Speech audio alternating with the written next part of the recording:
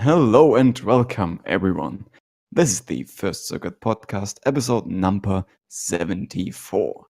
Your hosts today are some of the usual suspects like Lider, Blarg, Lars, Hello.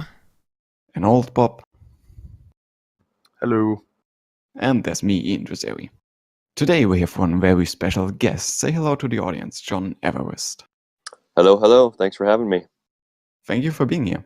As you can probably guess, our topics tonight will focus on everything Battletech music related.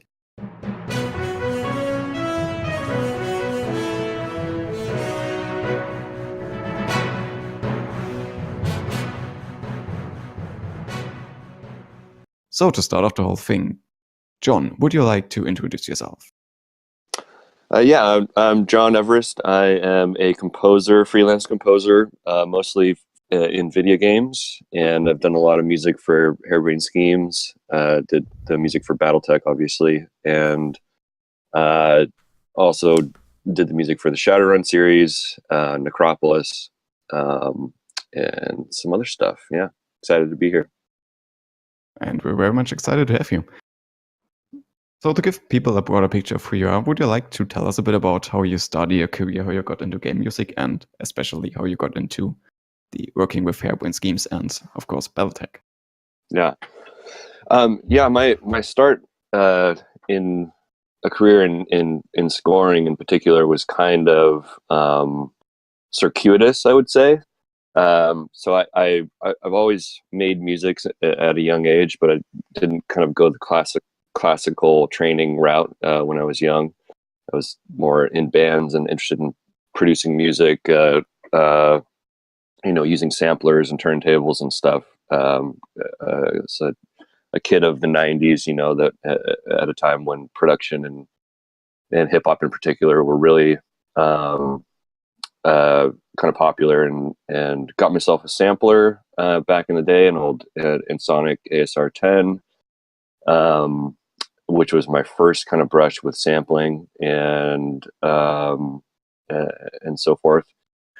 And I just kind of became obsessed with that all through, middle school, high school, college, but never really thought that it was, music was something that I could do professionally, really. And so it wasn't until much later in life when I was, had already kind of like a, stable corporate job, and I was, the dream was slowly dying of doing music full time. And I just at one point, just decided, I need to like make a go at it and try to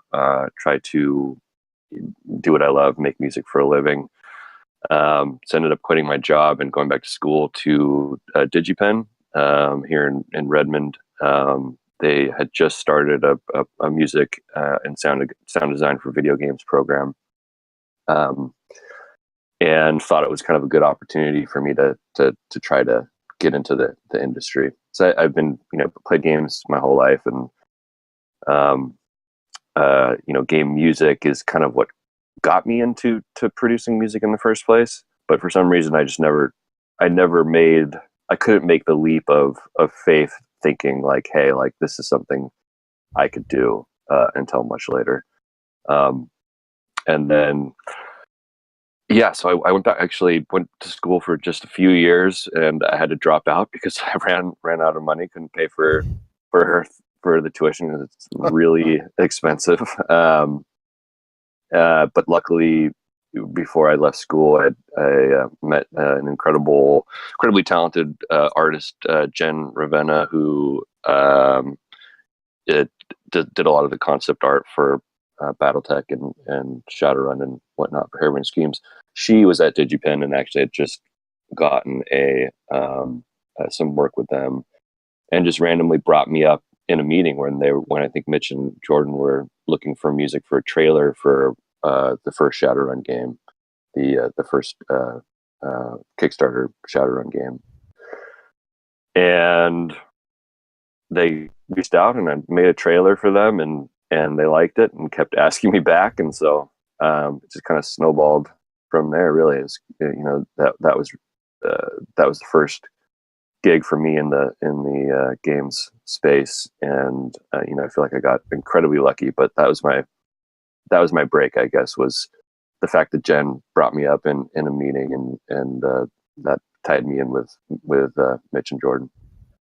Wow, that's definitely a story of lucky coincidences. Yeah, Yeah, that's nice. I am very glad those lucky coincidences happened because the Battletech soundtrack is amazing. Oh, thank you so much.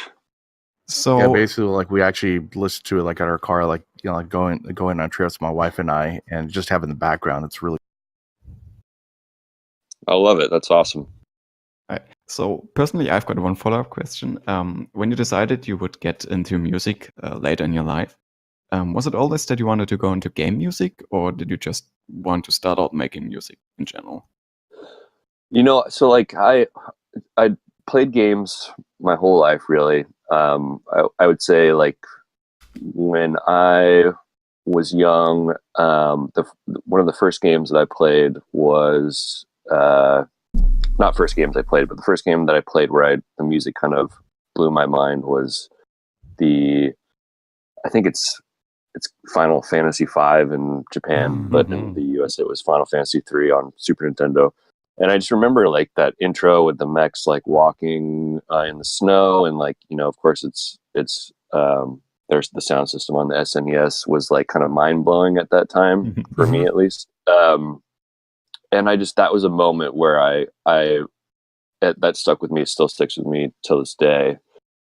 So yeah, I didn't think it was possible when I saw this program at DigiPen, and you know, I was talking to my friends about it, and they were like they were kind of like, "Do you not realize like you could do this?" And I was like, "No, there's no way. I don't have what it takes to, you know." I assume that most game music composers, you know, they had to be extremely classically trained and, you know, feel comfortable in front of an orchestra and whatnot. And at that point, I hadn't done any of that, so it was really daunting to me to think that would be possible.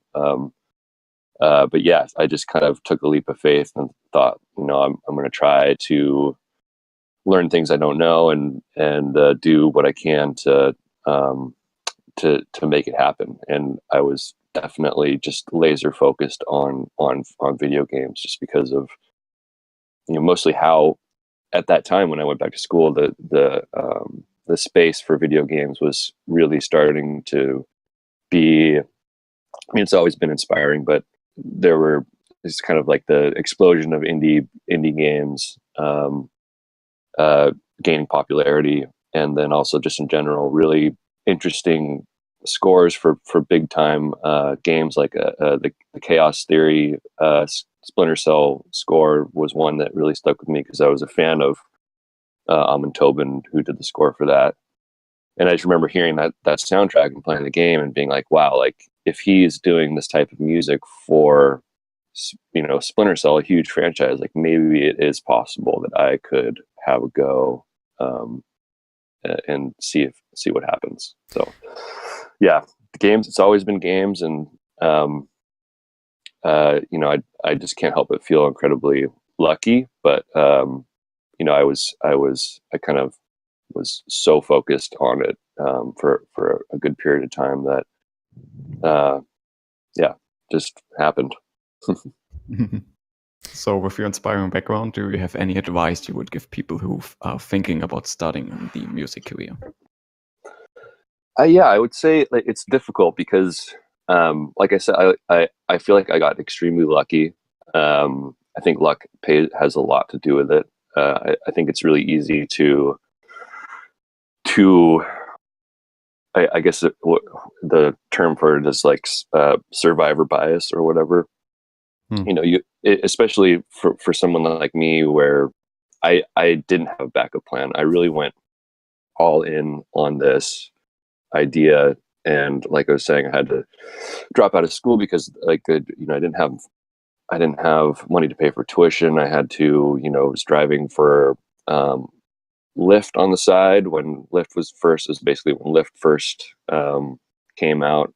You know, it was really not clear that I was going to make it. But the like I will always encourage somebody to chase after a dream, I think like betting on yourself is the best thing that you can do. Because, you know, you're going to do everything it takes to become successful, and at least you tried. You know, I think the greatest fear for me was like not trying. That was my like my moment in my life where it was like, if I don't try this, I'm going to be like one of those old sad people that talks about like you know, what I could have been or whatever, you know. But if I tried and I failed, you know, like I'm lucky and like and privileged to, you know, like I have a degree already. I would have been able to probably get another job that I didn't like. You know, it wasn't like I wasn't gonna you know, kill myself doing it. But Yeah, and it sounds like as long as you just have some, you know, talent, be it like as a hobby and the passion to do it, which it sounds like you really do, it sounds like you can really like make it out there. I think so, yeah. And it's like, you know, it's just something that if you are really into it, you're doing it all the time, you know. And the more you do something, I really believe like the more effort you put into something, the more work you're creating music on a daily basis. You're being prolific. You're like really learning from people in the industry and comparing yourself against people that you want to call your peers someday or whatever, you know. Like if you have that sort of focus and that consistent, I mean, it's like learning an instrument to me. It's the same sort of thing. If you kind of put in the hours and put in the you know, the time, I think it increases your chances of having a break. You know, I think like for you know, being a white guy it gives me like you know, more privilege than a lot of people in the industry have. I think if I did what I did and I was a woman or a person of color or whatever, my chances would have been less. So that's something to also consider too. That place of privilege. So, you know, when people, I get the question a lot of like, you know, what people asking what they can do to break into the industry, and I always want to say like, go for it. You know, go for it and go hard. But I also have to like temper that and be like, you know, do you have money saved? Like, are you like, is there a possibility that this could like financially destroy your whole life, right? Because the nature of the music industry is difficult. You know, I'm not trying to say that it's easy, but I would say that it's possible, you know, and so it's worth a shot. So speaking of possibility and quality of music, how much do you value your time at DigiPen, besides meeting General Renner, of course? I think it's invaluable. Yeah, like I would say the music program in particular, the parts that were, you know, the classical kind of training, the music theory, composition, counterpoint, that sort of stuff, was really eye-opening for me.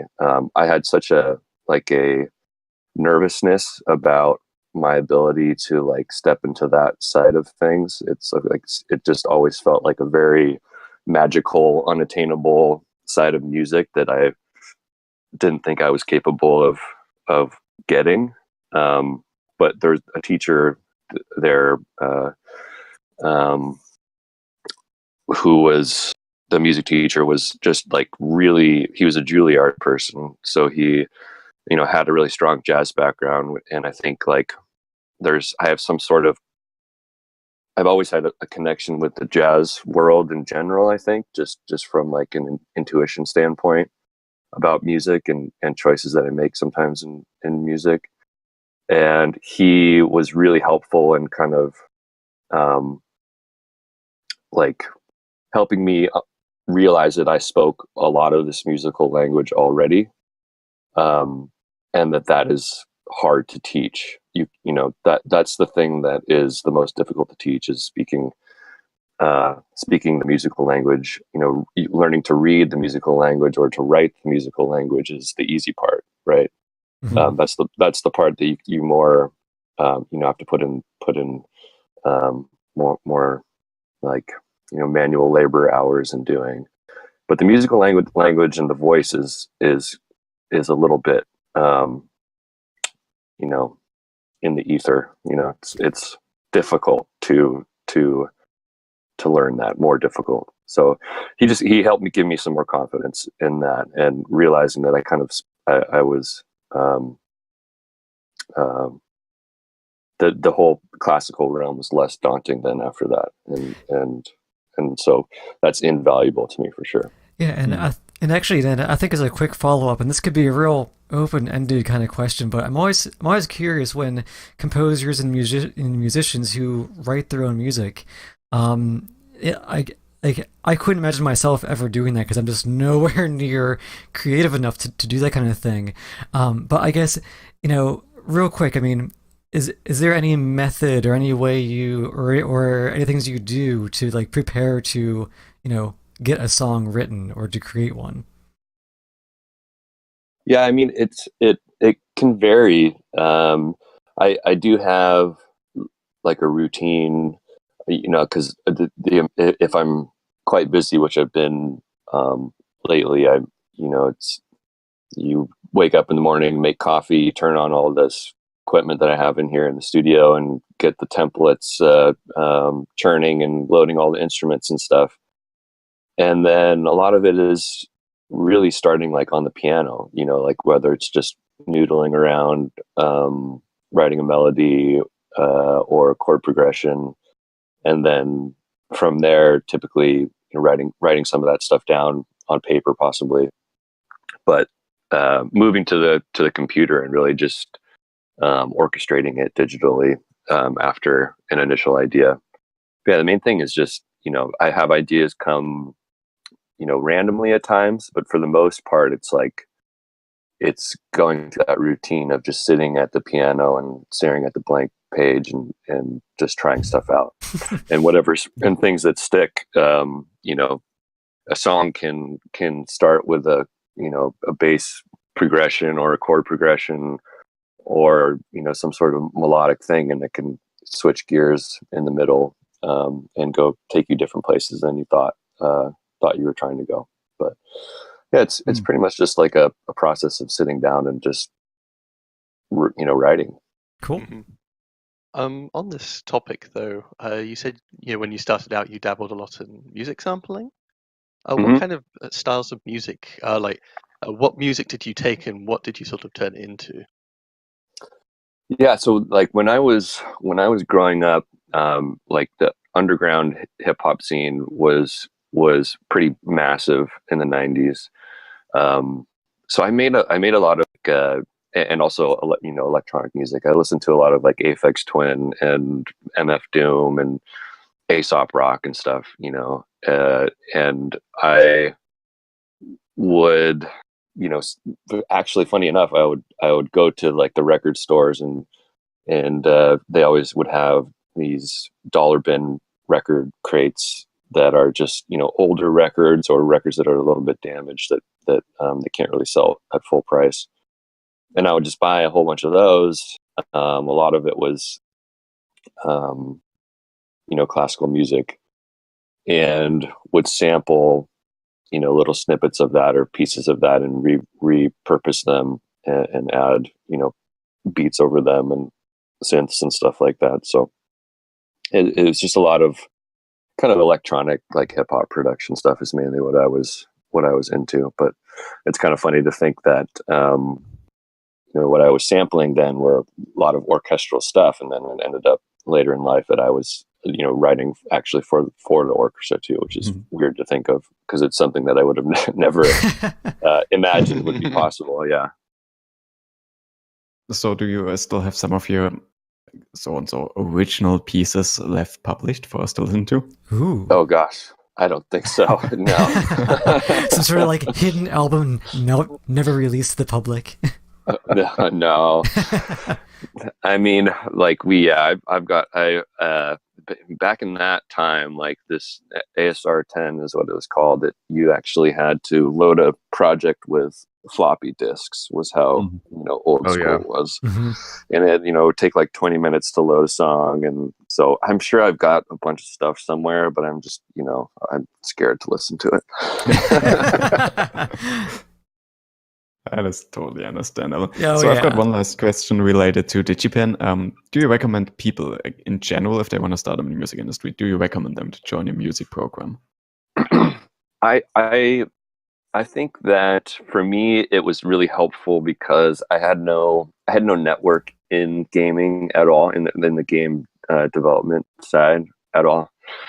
So I knew people that played games. I didn't know anybody that made games or wanted to make games. So that was extremely helpful for me. At DigiPen, they have the way it's structured is regardless of some of the issues I have with private colleges in general and tuition and kind of people mortgaging their life on what is possibly an outcome that won't give them employment to pay these loans off eventually, which can be predatory in some ways. But I would say, sorry, I kind of got off track there. That's all right. I would say that if you don't have a network already, it's very helpful to get in there and establish connections with friends, with people that are kind of trying to do the same thing you're doing. The thing that I liked about DigiPen is they structured the music program, and I think all their programs in general, to be like as close to game development as possible. So you'd have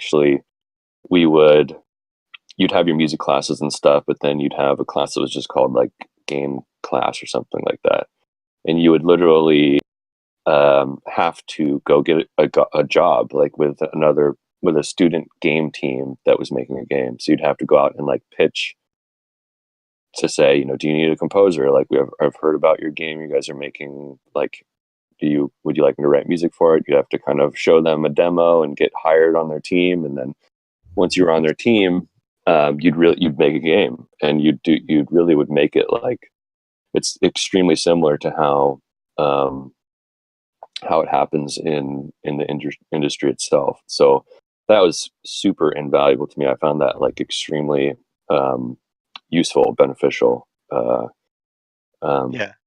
So those two things made it worth it for me. But again, it's just like, it's so expensive, and the debt is if you go into student loan debt at that level, it can really screw your life up if you're not careful. And I don't like that part about school in general. But yeah, I would say that my instinct is for someone to always better themselves by going back to school, but you just have to you have to look at the money side of it, unfortunately, in a really, really hard way to decide like if it's worth it for you personally. Yeah, because from what I heard, at least DigiPen, it's right up your alley since it's focused around game development. Mm-hmm. Whereas if someone's looking for a more general career or a more specific career in something else, DigiPen is not going to serve them so well. Yeah, and I think at least my advice in some regards would be, well, what I've gathered is that a lot of people, if you want to go into music, you really have to have a passion and do it as a hobby. At least to start with, you get a feel for the music, as you said, with your instructors. You had the most important part locked down rather than reading music. You had a feel for music with your history with working with sampling. And that is something that sometimes really holds people back. If you jump into the deep end of DigiPen without any prior experience of composing music, you're much more likely to get washed out than someone who has practiced it a lot as a hobby. Yeah, I think that's right. And like a specialized school like DigiPen, I would hope like if you're gonna be forking out that amount of money per quarter to go to a school like that, you better damn well be passionate about making games, right? Yeah, or making music for games, because it's just the cost is so substantial. And I think it's the same thing for, so like Berkeley Music in Boston. They also have a campus in Valencia. They have scoring programs now, music scoring for film and for games. It's the same thing there too. I mean, I know of and talk to a lot of fellow composers, sound designers, friends that went to Berkeley, either in Boston or went in Spain.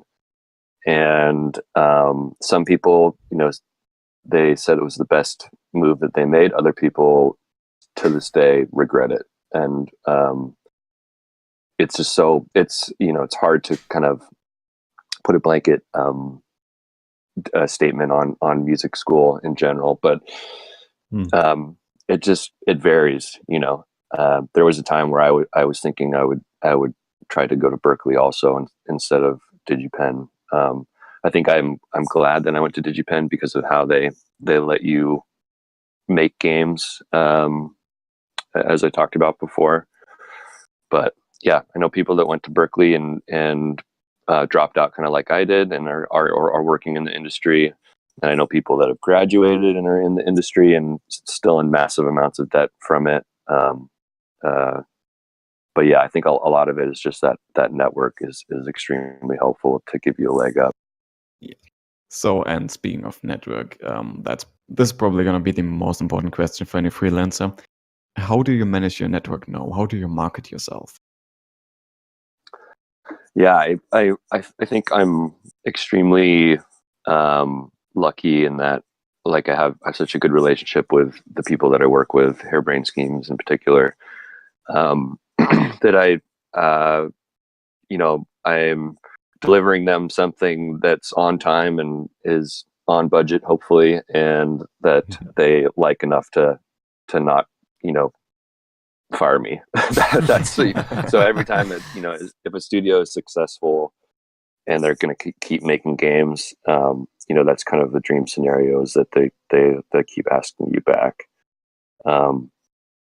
But as far as just like network in general, now I'm when I was first starting out, it was just really, I'm kind of an introverted person, and so that whole idea of having to network was just always rubbed me the wrong way, because it's easy to be and come off as self-serving and whatnot, going to events and meeting with people and stuff like that. But after being in the industry for a little while, you realize, like, you're just there's just so many cool people and interesting people, and you're really just out there just making friends with people who are passionate about music and passionate about games and stuff. And a lot of some of my best friends are people that I've met in through gaming events, whether it's like GDC or this Game Sound Con, which is a video game composer and sound designer conference. And there's lots of local meetups and stuff too. So it's a really small and like awesome community of people that are very helpful. All right. So I think at this point we should get into some Battletech soundtrack related questions. So let's start with a general one. Did Battletech provide you any unique challenges or opportunities while you were composing music for it? Yeah, I mean, Battletech was a long project. I think I worked on it for like three years, maybe a little bit more than 3 years. It was definitely the biggest game that I had scored at the time. And I was, it's just me doing the music and the implementation too. So I think in total it was like four hours of music. And that all had to be implemented all by me as well. And it was just like, it was tough. Like I didn't, I feel like it's in my nature to really like put every piece of me into something. And I think I realized during the process of scoring Battletech that that's not a sustainable way to approach a score that big. The main takeaway from that would be, like, I've got so many friends that are super talented and helpful, and essentially you need help carrying the water. You need somebody to help you do implementation, somebody to help you do sort of the things on a day-to-day basis that take a lot of your time but aren't necessarily focused on writing music. So I'd like to put all of myself in the music part and do let the sort of other things that come along with scoring a large game, and basically have a team. Having a team was something that I was like, I'm very like possessive of the product or the music that I make, and feel like, if somebody else touches this, then like it's somehow less mine, and that's just not true. So I think that that's the biggest challenge. Was I wanted to do it all alone by myself, but it just would have been easier and easier on my sanity to have help. But yeah, I mean, it was like a dream project. So I was just stoked every day I'd get to work on it. At the end, game development is always fast and furious, right? There's cinematics coming in at the last minute and whatnot. But overall, it was just like a dream. We got to record in really cool locations, and got to. I mean, Harebrained Schemes really lets me work the way that I want to work. They pretty much just leave me alone, and and like sometimes I can be, it can make me feel like I'm in a vacuum, sort of, with feedback and whatnot. But they kind of, I'm lucky enough that they trust me enough to just let me write, and yeah, so I mean, that's very rare in the industry, so I feel very lucky. Yeah, and then, I got a question. Oh, go ahead. Basically, I was wondering what the inspiration was for the intro. I think it was like about a minute and a half. What was the inspiration for that type of? Yeah, so that was the first piece of music that I wrote for the game. We didn't even have. Well, so Mike McCain, I think he was the art. He's the creative director or studio director now, but I think he was creative director on Battletech. Anyways, he was the person that was working with me a lot on like conveying emotional story bits and stuff like that. But that opening cinematic for All Mankind, that was the first song I wrote, and that was after I think we just had a meeting about a general idea of what the intro and start menu flow was going to be, and we'd really tried to like nail in the feeling of this area in space of where the game is going to take place. And I was just trying to dial in my palette, dial in the vibe that I was going for, which I really wanted to focus on this sort of grand, almost like feudalist, basically war story, and this intro piece was like told to me in basically passing of what he wanted to do. He's like, I want to tell this whole story of how we got here, this overview of this huge vast universe. And I just, based on that, I wrote that track, sent it to Mike, and they actually edited the cinematic to the music, which is usually not the way it's done. It's usually the reverse. But I think that made our cinematics work really well, in particular because we were kind of like on the same page of the emotional arc we were going for. And Mike is really good at like, we have a good communication, we have a good open dialogue about what we're trying to do, and so once we're on the same page about the emotional arc we're going for, it just kind of everything falls into place. So you were talking a bit about the area the game played in, the Battletech setting in general. Did this setting provide you any challenges or opportunities?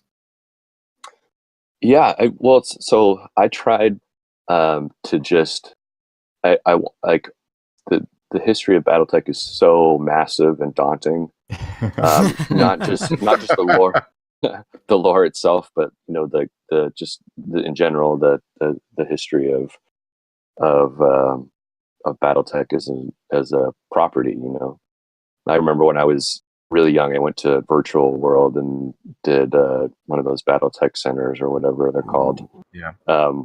And so like I have been around it for so long, but I think what was it? Mech Warrior 2, I think, was like one of the first PC games that I actually played. I didn't have a PC, but one of my friends did. And so Battletech was always like in my periphery, and to use an apt word, the periphery. But I never got deep into it, and I felt like for this game in particular, I wanted to like keep those blinders on as much as possible. And the reason why I did that is because I just wanted to get obsessed about this story that they were telling, and not feel like I had to pay service to the extra baggage that that Battletech had. Not necessarily baggage, but the lore, and like I feel like it would have made me have a nervous breakdown to have to carry the weight of this huge lush universe. Yeah, the lore can be so much of it. Yeah. Yeah, just casually read up on 80 novels just to write some music. Sure. Not including the game board itself. Yeah, so like I think that the story, since it's like it was, they eked out this like area that allowed so much freedom and expression, and kind of allowed me to take the tone in really any way that I wanted. And I always wanted to write for the characters first and then move back from that. And like, this is just it's a really cool, war story. And it's kind of like a timeless sort of human story about human nature and frailty and lust for power and stuff like that. So that was what I wrote for first. And the location of the game allowed me to like take a few more risks of having some folksy aspects to it, having some guitars here and there, but also mixing that with like a very grandiose sort of like extremely classical, like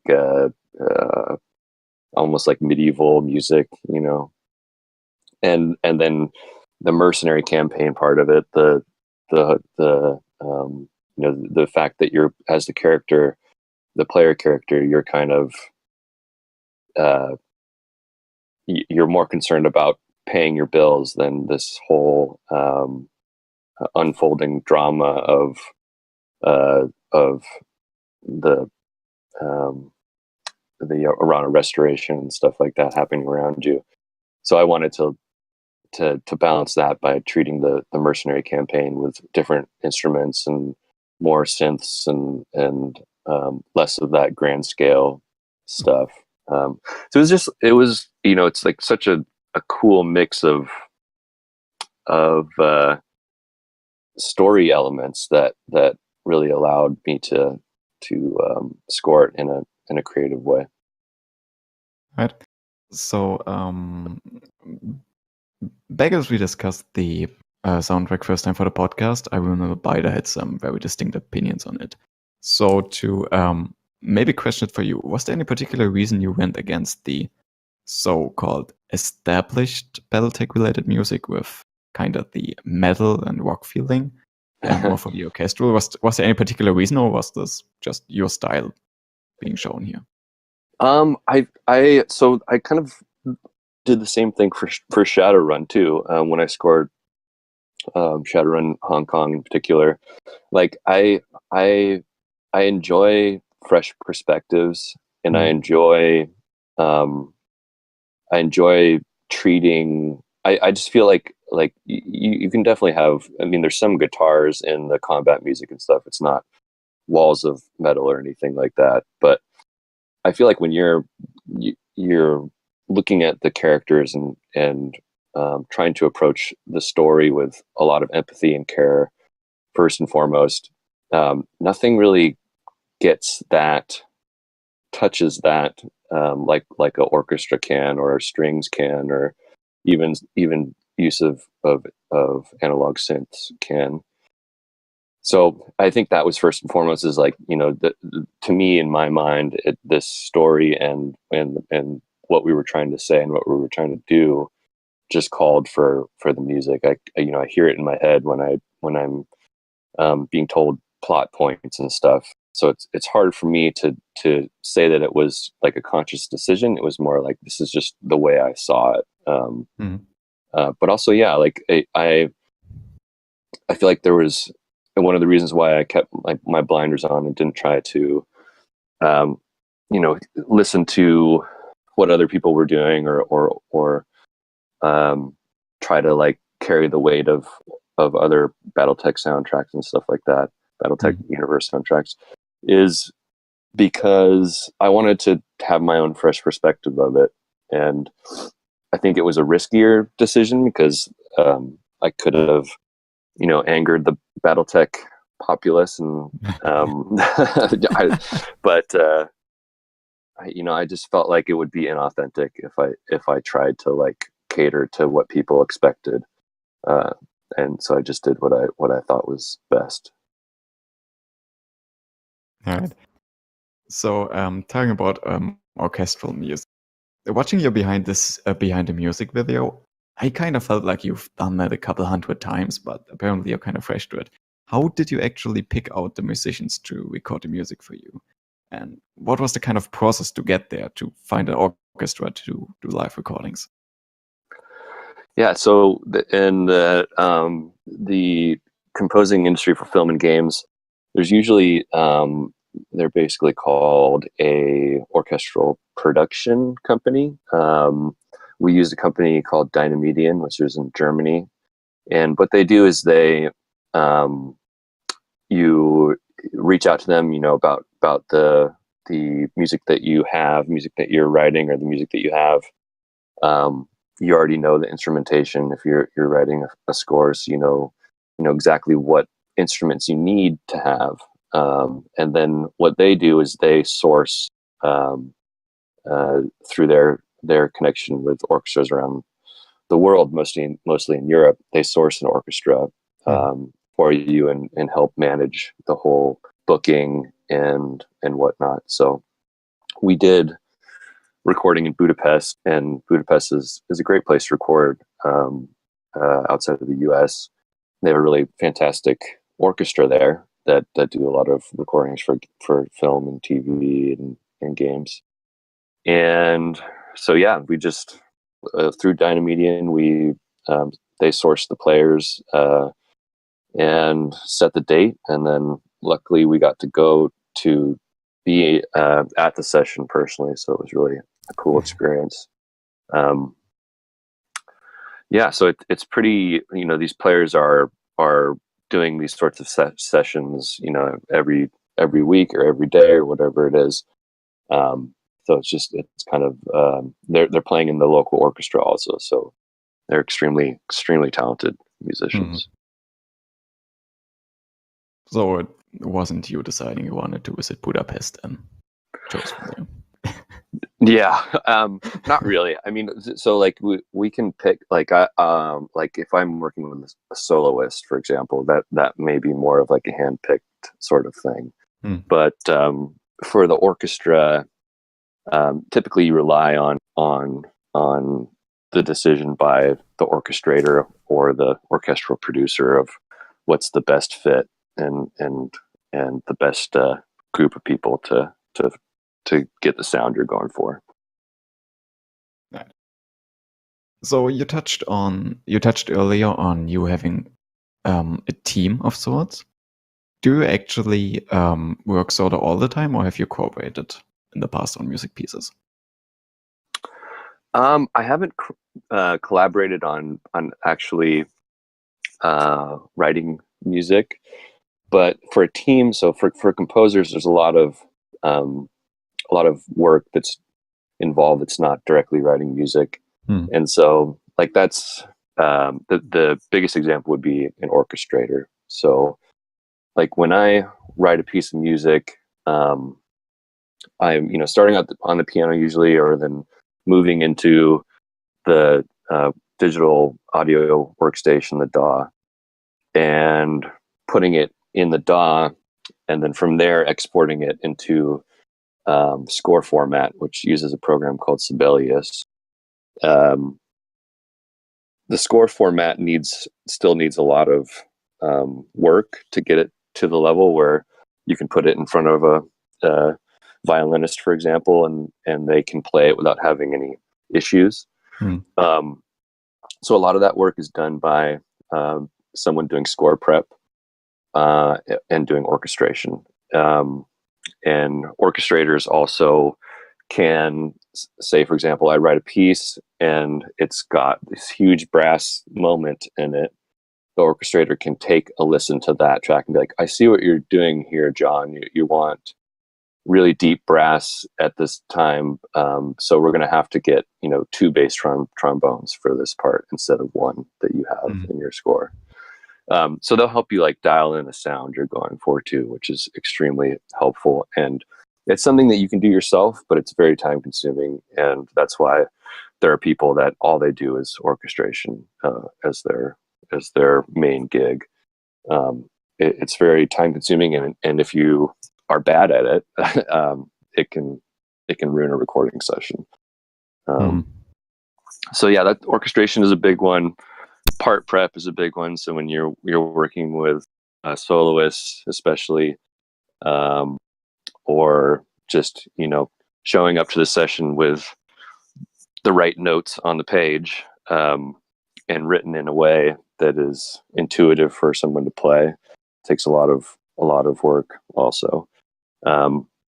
Because when you're doing these recording sessions, you have no time to practice. The players, they get a few shots and that's it.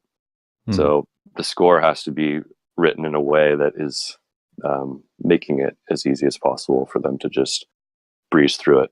And that takes some work.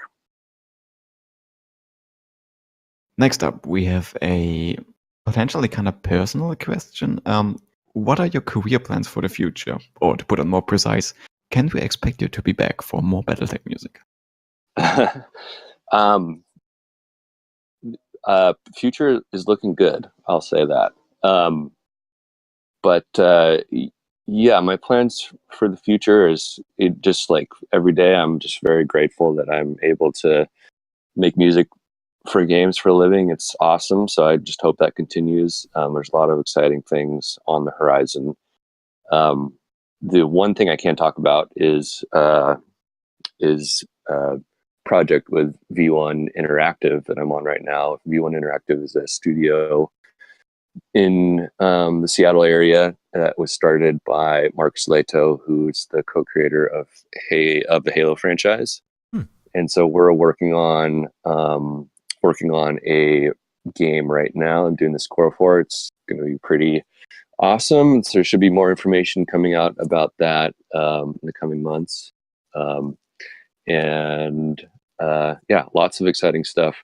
Battletech related stuff that I could talk about is the Battletech soundtrack is going to be coming out on vinyl Oh, coming that's cool. soon. Yes. Nice. God, that's nice.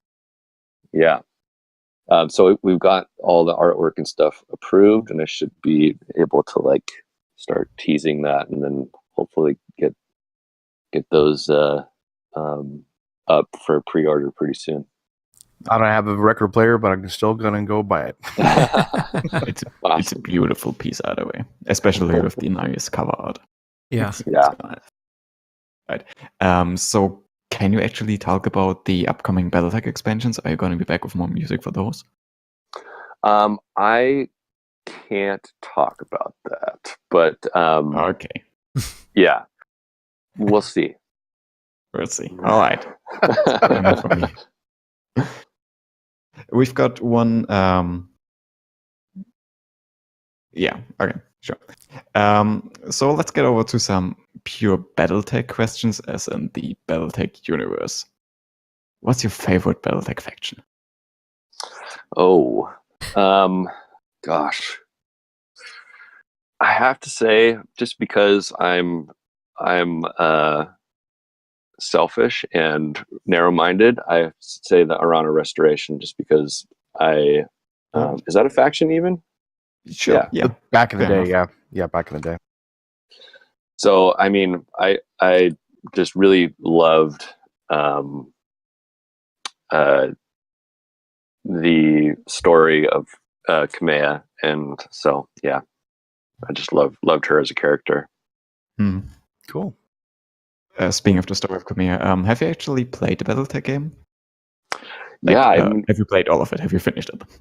I've finished it with cheats on,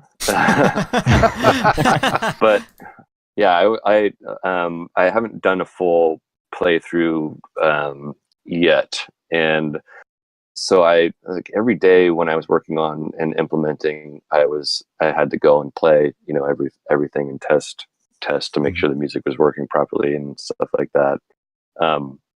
So I feel like I'd like to come back and play probably in a few years and hear it with new fresh ears, because I've gone through every mission 10,000 times already with cheat modes on. But yeah, I haven't played it yet, but I'd love to someday. Right. So what's your favorite part of the game? Oh, I love the cutscenes, the cinematics. Yep. In general, I think are my favorite part.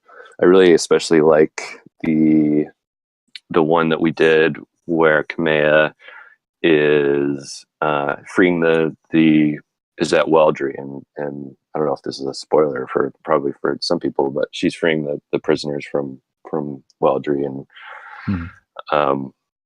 that speech was a fun one to work on and score, and had a lot of help from Rob Purcell, who's the audio director, or was the audio director on the project, and then Chris Burgess, who did a really good mix on. He mixed all of the cinematics. Did a really awesome job on that. That was a lot of fun. So can we assume that Kamea is actually your favorite character in the game? Say that again. Is Kamea your favorite character of the game? Is that what I'm hearing? Yeah, I have to say yes. I mean, I love all the characters. I really was into Mastiff. I feel like when we were first, I don't even know if I can say this, but when we were first deciding the story and stuff, I was hell bent on Mastiff, like being more present in later parts of the story. So he was just a character that I thought had a lot of depth and potential, and was just really cool. I mean, I'm really happy with what he is in the game now, but it's always funny to as the stories change and things get moved around and stuff like that. You wanted more of Senpai. Exactly. Yeah. So I've got one question for you that I ask Mitch as well. What's your favorite ship of the game? Like, which two persons do you romantically ship in the game? Oh, favorite ship? Or Shipping, as in when you have two characters that are quote-unquote relationships. unrelated. Imaginary couple. Yeah, okay. imaginary couples. There you go. yeah, I was a little confused for a minute. Okay, Like, what? fan fiction. Fan fiction. My favorite ship, the Argo, of course. Yeah, Argo. Right. Yeah. What's your favorite imaginary couple? Let's put it that way. Gosh. I don't know. I have a soft spot for Decker because he always dies early in the game. Yeah. Yeah, I feel like it's like he needs more of a love story arc in the game. I would ship Decker and the med bay. Yeah. Yeah, exactly. Sorry, go ahead. I was gonna ship him with Senpai. Yeah. There's a huge meme of Decker and like save Decker. Huge meme on the internet. To go back to the Battletech stories abroad, do you have a favorite character in the Battletech setting besides the Battletech game? Oh gosh, that's something I'm not incredibly familiar with, to be honest. I feel like I am. Oh, I probably can't say this. Never mind. Sorry, I almost just said something.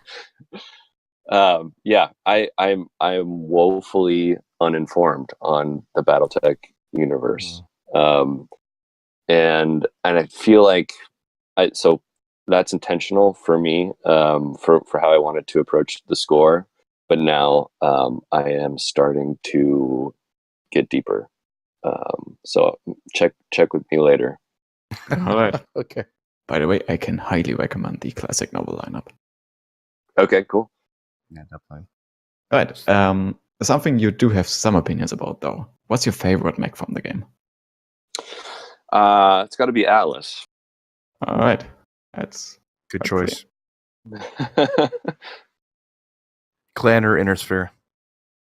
Oh gosh. No idea. It's a fair answer. enough. Safe with that question. Fair enough. Yeah, we're gonna check back with you on that as soon as you've read the novels and actually have a deeper understanding on the clans. Right. At this point, since we are doing a live stream, do we have any questions from the chat? So, chat, do you want to ask anything to Jon while he's still here? Whereas give it a minute for the delay there. Let's just give him a minute to potentially ask anything. And Jon, maybe you can talk about how would you approach composing a theme for a certain faction? Let's say HBS came up to you and said they wanted a theme for each faction. Pick a factions and tell us how you would decide what kind of theme you would make for them.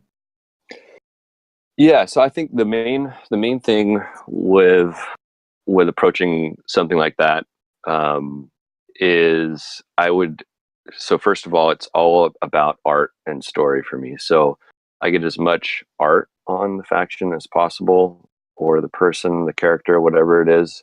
That's concept art, reference art, whatever it is. The art is basically my fuel that I need to be able to write a piece of music. The concept artists are so talented at capturing a feel, and that's all music is to me, is to support the feeling. And then story. So usually when I get a piece of or direction to write a piece of music for something, get a lot of art, and then I get a story that is not too descriptive of like, this is what it should sound like, this is blah blah blah. Just a well-written synopsis of what the faction's history is, and using that to inform my decisions also. But the main thing is art. If the art is done well, and it always is done well with HBS and the games that they do, the story is just right there. I don't have to. I could not even know any of the history of a certain faction I can just see it and hear it through the art. Mhm. Cool. All right. So, do you have any closing words you would like to say to the audience? Oh, just thanks so much for all the support. It's really cool to see and hear from old and new Battletech fans compliment the score. I'm glad that people seem to like it. It was very nervous that old Battletech fans that grew up playing Battletech tabletop and iterations of various Battletech games, that they would appreciate my approach. And it seems I've gotten overwhelmingly positive interactions with old and new Battletech fans alike. So just thanks, and really means the world to me to hear from people that are old fans that like the score. And congratulations on winning too, by the way. Yeah, congrats on that. Oh yeah, Yeah. thanks. Pretty awesome. Thanks to all the fans. I mean, really, it was just the Battletech community coming together, and it was really cool to see. All right. And I guess with that, thank you, Jon. Thank you very much for being on here. It was a real pleasure having you. Yeah, it was Jon, awesome. thank you. Lots of fun. I think I'm talking in the name of everyone, both in here in the chat and on the live stream and in the video. It was a pleasure having you, and everyone, I come back probably anytime. Awesome. Thanks. Looking forward to it. All right. And with that, it's time to conclude the First Circuit podcast episode number 74. Thank you, everyone, for listening both live and in the recording. And it's sadly time to say goodbye. So, Bida, say goodbye. Say goodbye. Bye-bye. Lars Barg. and old Bob, Say goodbye. Jon, Adios. and of course from me, also a very healthy goodbye.